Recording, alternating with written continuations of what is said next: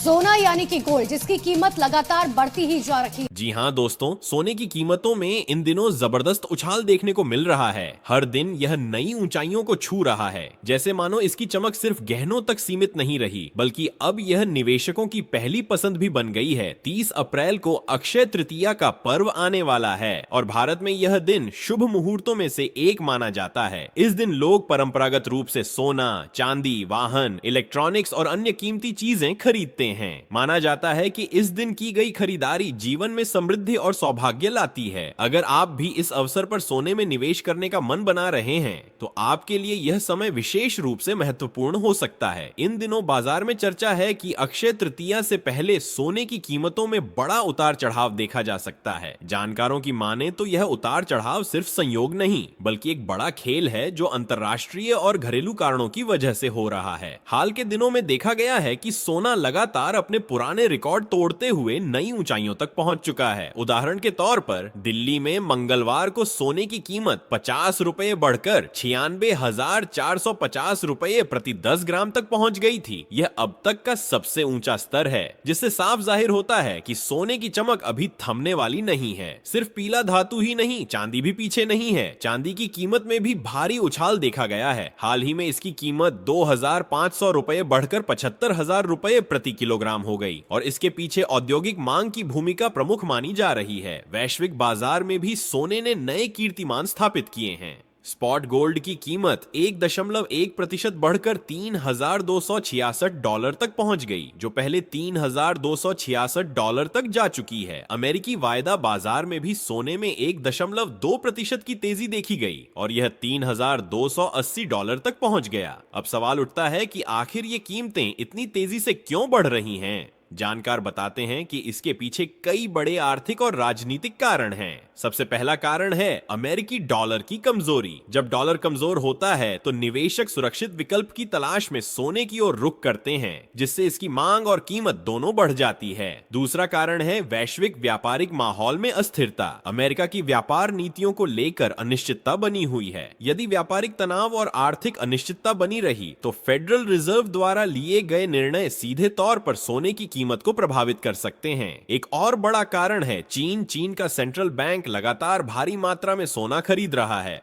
मार्च में उसने 3 टन सोना खरीदा और अब उसका कुल भंडार 2,292 टन तक पहुंच चुका है। यह एक रिकॉर्ड स्तर है। 2024 में चीन ने अब तक 13 टन सोना खरीदा है और लगातार 5 महीनों से वह अपने भंडार में इजाफा कर रहा है। पहले चीन के विदेशी भंडार में सोने का हिस्सा 4.6% था, जो अब बढ़कर 6.5% हो गया है। यह सिर्फ चीन तक सीमित नहीं है। पोलैंड जैसे अन्य देश भी तेजी से सोना जमा कर रहे हैं, जिससे यह संकेत मिलता है कि विश्व भर में आर्थिक संकट की आशंका के चलते सोने को फिर से सुरक्षित निवेश के रूप में देखा जा रहा है। अब अगर बात करें अक्षय तृतीया की, तो हर साल इस खास अवसर पर सोने की कीमतों में बढ़ोतरी देखने को मिलती है। 2017 में जहां सोना 28,873 रुपए प्रति 10 ग्राम था, वहीं 2020 में यह बढ़कर 46,527 रुपए तक पहुंच गया। 2023 में यह 60,800 रुपए और 2024 में यह 67,000 रुपए हो गया था। अब 2025 में यह 96,450 रुपए पर पहुंच चुका है। यानी हर साल यह पर्व सोने के लिए एक नया मील का पत्थर साबित होता है। लोगों में चर्चा है कि क्या इस बार अक्षय तृतीया तक सोने की कीमत 1 लाख प्रति 10 ग्राम को पार कर पाएगी। विशेषज्ञों की राय इस ओर इशारा करती है कि यह संभव है। गोल्डमैन सैक्स जैसे अंतर्राष्ट्रीय वित्तीय संस्थानों का अनुमान है कि 2025 के अंत तक सोने की कीमत $3,300 प्रति औंस तक जा सकती है। वहीं बैंक ऑफ अमेरिका का कहना है कि 2026 तक यह $3,500 प्रति औंस तक जा सकता है। अगर ये अनुमान सटीक बैठते हैं तो भारत में सोने की कीमत 1 लाख प्रति 10 ग्राम के पार भी जा सकती है। त्योहारी मौसम में मांग में वृद्धि, निवेशकों का झुकाव, वैश्विक अनिश्चितता और केंद्रीय बैंकों द्वारा सोने की खरीदारी, ये सारे कारण मिलकर एक ऐसा वातावरण बना रहे हैं जिसमें सोने की कीमतें तेजी से ऊपर जा रही हैं। ऐसे में यह कहना गलत नहीं होगा कि अक्षय तृतीया इस बार सिर्फ धार्मिक नहीं बल्कि आर्थिक रूप से भी बेहद बेहद खास साबित होने वाला है। अब आप बताइए, क्या आपको लगता है कि सोने की कीमत 1 लाख का आंकड़ा पार कर जाएगी? क्या यह समय निवेश के लिए सही है या थोड़ा रुकना समझदारी होगी? अपने विचार साझा करें, क्योंकि इस चर्चा का असर सिर्फ बाजार तक नहीं बल्कि आपकी जेब और भविष्य पर भी पड़ सकता है।